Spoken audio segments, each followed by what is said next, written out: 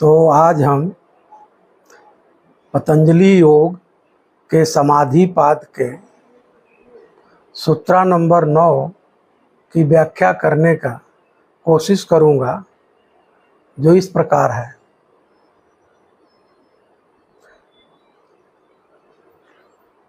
शब्द ज्ञानानुपाती वस्तु शून्यो विकल्प।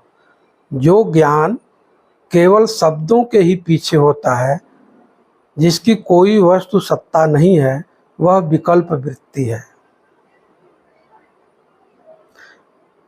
इसका मतलब यह हुआ कि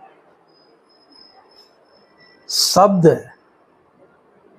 किसी भी शब्द का प्रभाव आपके चित्त के वृत्तियों पे पड़ता है। शब्द का प्रभाव चित्त की वृत्तियों का निर्माण करता है, जिसका प्रभाव आपके माइंड पे, आपके बॉडी पे, आपके हार्मोन्स पे पड़ता है।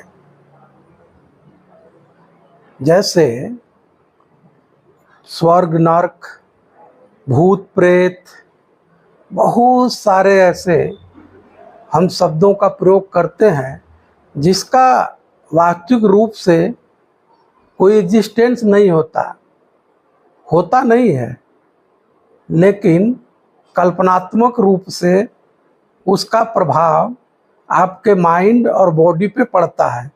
यहाँ तक कि यदि आप किसी भी, फॉर एग्जाम्पल आप भूत का नाम लेते हैं, तो आपके अंदर तुरंत एक चित्त की वृत्ति का निर्माण होता है और आप उससे प्रभावित हो जाते हैं। आप डरने लगते हैं, यहाँ तक कि आपको लगता है कि वह आपके गले को दबा भी रहा है। आपके सपने में वो प्रॉब्लम क्रिएट करता है। आपको लगता है कि नहीं, वो सच में मेरे सामने उपस्थित है। तो है क्या?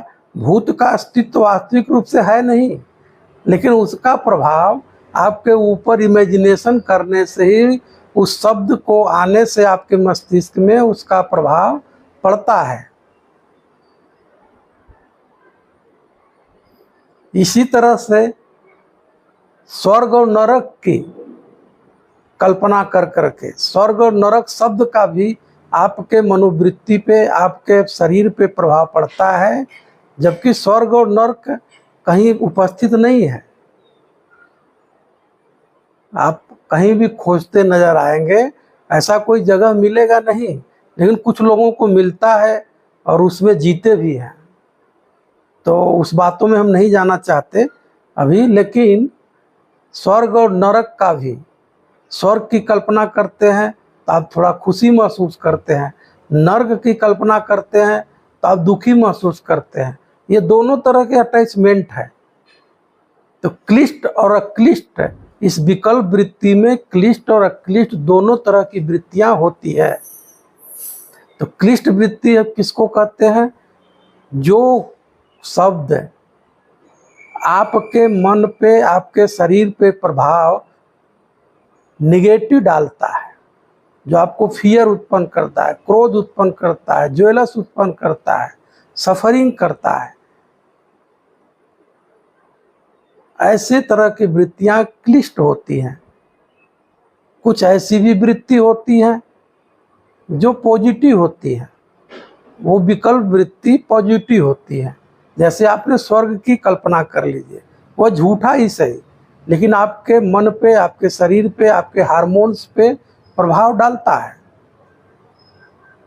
और अब सही ढंग से उसका अगर ऑब्जर्वेशन करेंगे, अध्ययन करेंगे, तो आपके साधना पद में सहयोगी हो सकता है, होता भी है।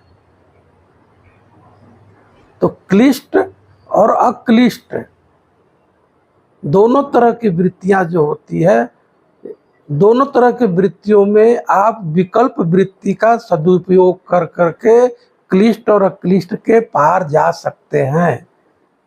फिर मैं रिपीट करता हूं कि आपका गोल क्या है? आपका गोल है आपका इनर सेंटर, आपका कॉन्शियस पॉइंट। तो वहां तक जाने के लिए इन दोनों क्लिष्ट और अक्लिष्ट वृत्तियों से पार जाना होगा।